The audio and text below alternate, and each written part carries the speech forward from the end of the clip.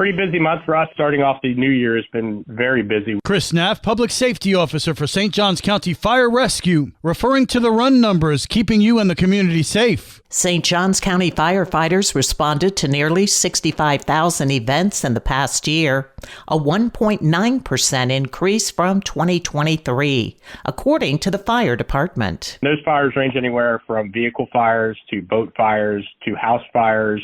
So it's kind of a wide range of things. We ran 284 vehicle collisions. So they include the wrecks on the interstate or wrecks on US 1, anything that comes out as a motor vehicle collision. Our busiest engine company for the month was actually Engine Company 16, which is in the World Golf Village. They ran 302 calls for the month. The increase in calls for service amounts to an average of nearly 178 events per day, making 2024 the busiest year on record for St. Johns County firefighters. And with the turn of the calendar into 2025, the county's been kept busy too. We've had 7 working structure fires in the last 6 days, so that's a little bit heavier than we usually have. We typically run 1 or 2 a week, and we ran 7 in about 6 days. So we actually had 4 on one day, which was really busy on New Year's Day for us. Knapp says with the higher use of electrical heaters this time of the year, extra caution is needed. Stay aware, keep things away from space heaters, let plenty of room around them, always operate them when you're near around them and supervising them. And then try not to overload any outlets with too many plugs. Knapp adds the growing workload is also due to the region's growing population. For St. Augustine's Local Morning News, I'm Karen Johnson. This local news is a service of your hometown Toyota dealer, Beaver Toyota, US 1 St. Augustine, here to wow you.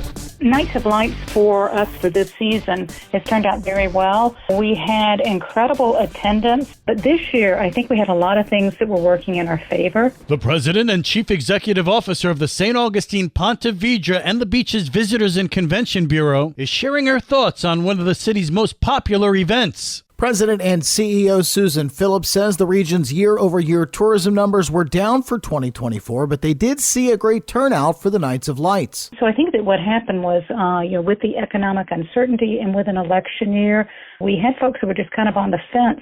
And the economists and researchers had told us, look, nothing's going to happen until after the election.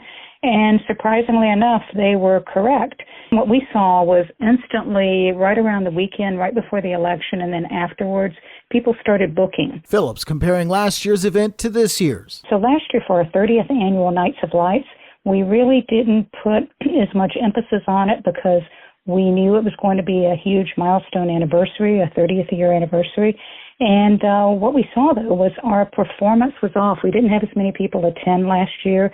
And it was funny afterwards. Folks asked me, well, what else could we have done? Why didn't they come? So I think we're all a little bit surprised and a little bit perplexed that last year's season wasn't that good. But I have to tell you, this year, again, you wish you had a crystal ball so that you could foresee these things. But we certainly didn't see this coming and didn't see that we would have as much of a high demand as we did this year. Tomorrow, Phillips will talk about what the Bureau is doing to bring more visitors to St. Augustine. For St. Augustine's Local Morning News, I'm Daryl Moody.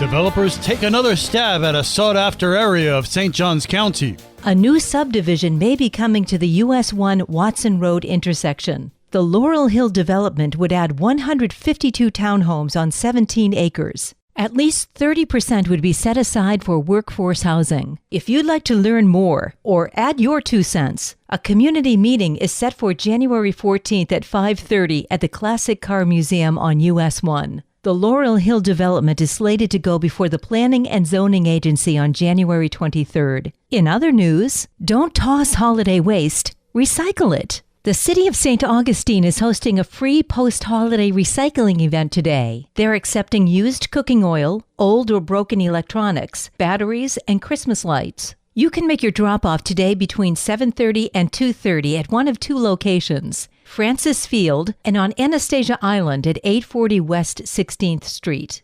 Heads up, all this month, Florida Highway Patrol troopers will be focused on educating the public and enforcing the move-over law. The law requires motorists to move over or yield right-of-way to emergency vehicles. The law has been recently expanded to include moving over for all disabled vehicles on the side of the road with their hazard lights on. If a driver can't move over, or if it's a 2-lane highway, they must slow to a speed 20 miles an hour less than the posted speed limit, or 5 miles an hour if the speed limit is 20 or less. You'll want to obey the new rules of the Move Over law, or else you could face fines, fees, and penalties on your driving record. For St. Augustine's Local Morning News, I'm Liz Ryan.